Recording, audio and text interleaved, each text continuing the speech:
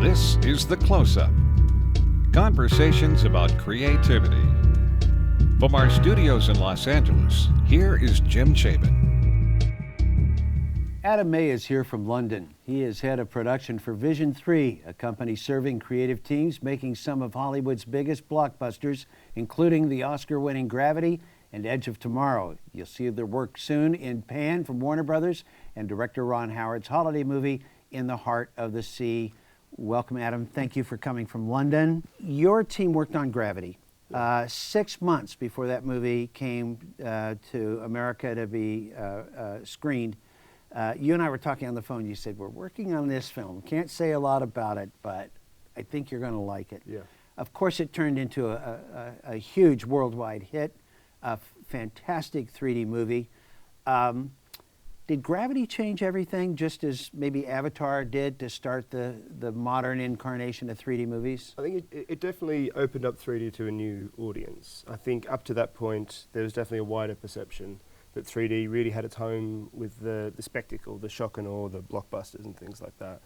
And Gravity really sort of proved that you could use it for drama and use it for different purposes to a bigger audience. And I think sort of, as you mentioned, 6 months before it came out, I was sort of getting a sense that it was all really coming together, and it was a bit of a perfect storm of a great script, a really, really strong direction, and a really clear idea about how 3D was going to work. And I think the audience really picked up on that. 7 of the top 10 box office hits this year are 3D movies. 12 of the top 20 all-time worldwide box office hits are 3D. Yep. Where is the 3D business now?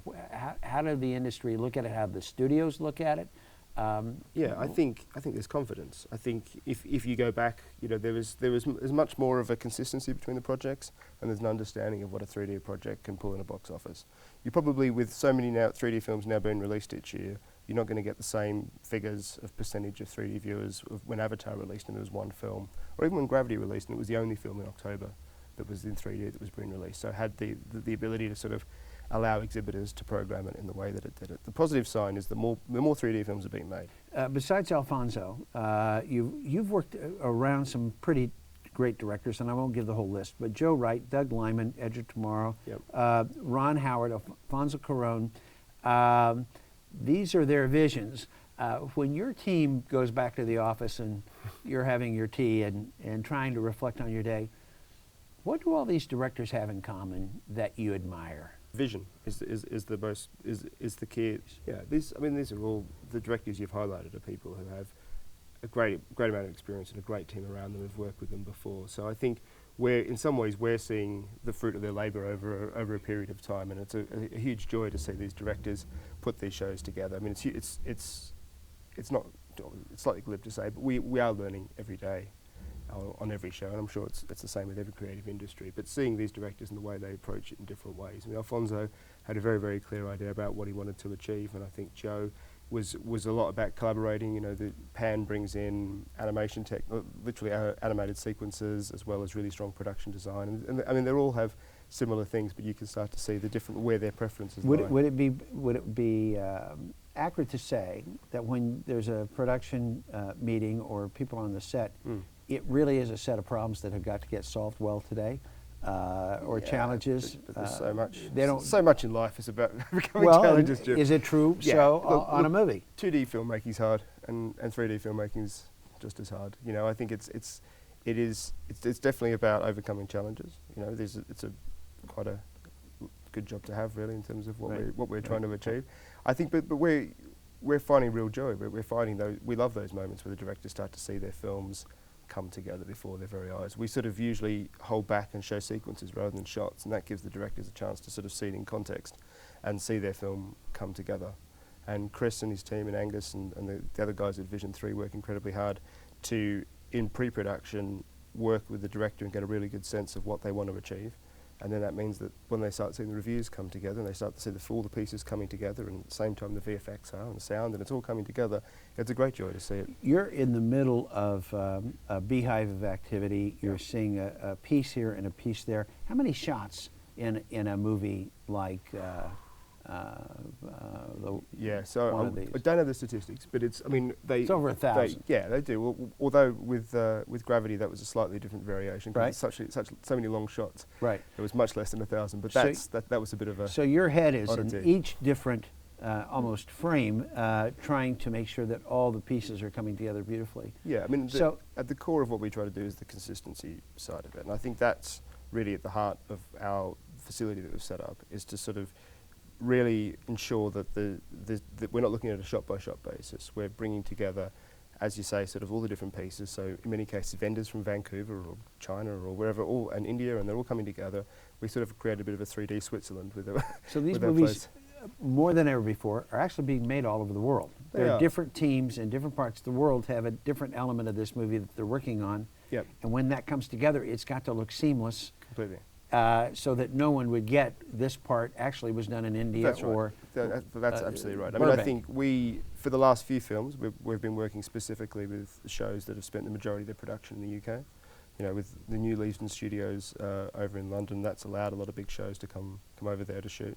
But that also opens up a lot of post-production, and especially on our 3D conversion side, for that to take place in Canada. So we have effectively a 24-hour clock. We're sending notes on to the vendors from our reviews, and they're delivered at our 5 o'clock, their 9 o'clock on the West Coast, and then they're delivering their notes back to us, and so we're working on a 24 around the clock. Yeah.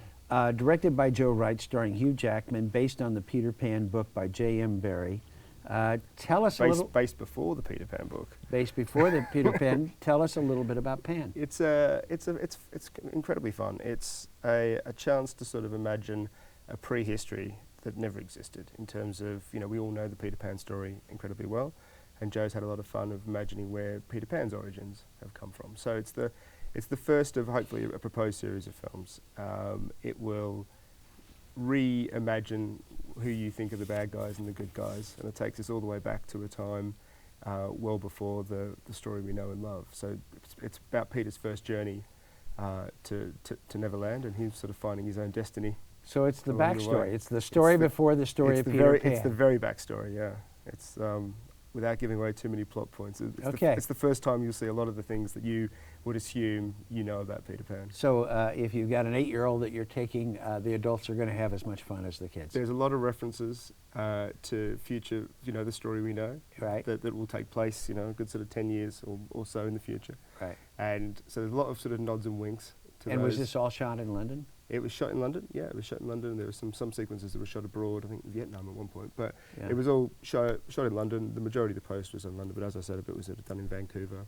And there's a LA-based company called Wolf and Crow that supplied a couple of really interesting animation sequences. Can't wait to see it. Okay, next up, directed by Ron Howard, written by Charles Levitt, stars Chris Hemsworth. Tell us about In the Heart of the Sea. Opposite end of the scale. We've gone Okay. from, you know, mystery and magic, still with ships as it goes, but we've gone from sort of magic, the magic of J.M. Barrie, to the prehistory of another story we know quite well, which is with Moby Dick, and it takes us back to, based on the true story of the USS Essex, with Henry Melville was one of the crew members. So this is Ron Howard making a really gritty, experiential. You're on the ship with it, the ropes, the riggings, everything that goes on a sort of a whaling ship of that particular period when they're struck by the biggest whale they've ever seen, and it's a sort of a survival film against the odds.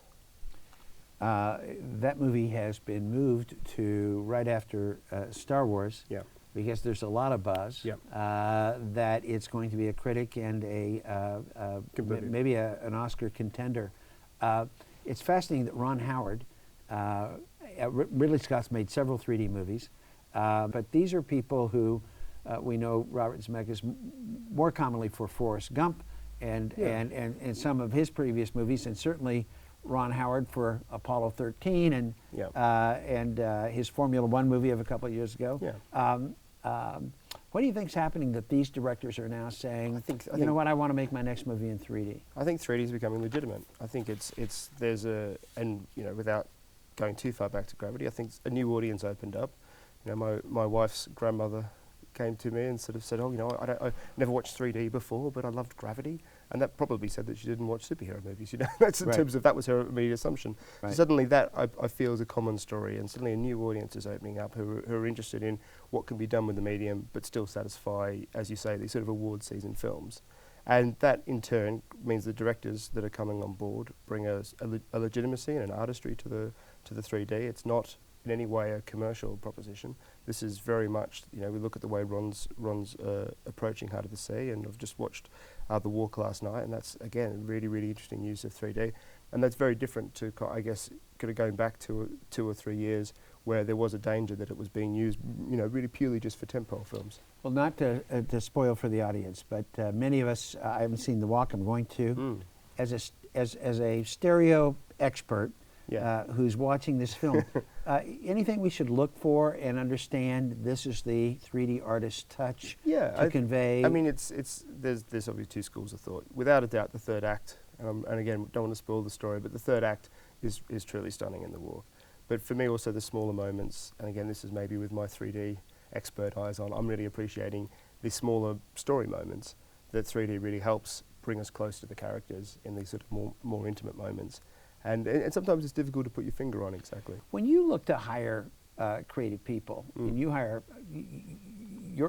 those teams for those movies get very, very big, what do you look for with someone who comes to you and gives you a resume and says, okay, I'd really like to work with you and learn what you're doing? What are you looking for? We're very flexible with our approach. I mean, the last thing we want to do with regard to the production is come in with, you know, a cast of thousands ourselves. So we do have a pretty flexible model as to how big and how small our team constitutes each project. What the first thing we're looking at is to who can complement the actual overall intention of the film. And then on a more personal level, we're looking for someone who's, you know, prepared to have some fun and experiment a little bit, because it is a new frontier for us a little bit. I mean, my personal experience, I met with Chris and Angus Cameron, who set the company up in 2008. I was working on an independent film that suddenly decided to go 3D, and we were a bit ahead of our time at that point. This is pre-Avatar, and this is before the technology was there originally. And in the end, the film didn't come off. But through the experience of meeting Chris and Angus when we were doing a research as to who would be the best people to sort of, as a producer, sort of bring on to sort of head up the 3D, I was taken away by their enthusiasm and their approach, and what they wanted to bring from a storytelling point of view, and how they wanted to sort of sit themselves, not as a hardware company, but really sort of work on how 3D can be used as a way to translate emotion, story, and narrative to an audience. So I think that at the heart of it, that enthusiasm and their approach attracts people of a similar sort of mind. So we sometimes we're on set, so we're bringing camera teams in. A lot of times we're in post-production, so we're bringing sort of a lot of ex-VFX people who are looking for a slightly different way to approach it, and ways to sort of use the skill set they've got in a different context. And then when you are looking at someone and you're going to bring them in, what are the qualities that you want them to have when you're under pressure? You're trying to deliver a movie, you want to live up to the expectation of the director and the studio. Yeah. What are the qualities someone working in that kind of level of pressure, what do they need to have to succeed? Yeah, I mean, I think it's a determination, an understanding of what the context of the whole film is. I think we don't always achieve it, but we're very focused on trying to sort of address these, you know, typical deadline day blitzes that people sort of have to do, and I think that's a lot to how we prepare a shot from the start, and how we sort of work our way all the way through.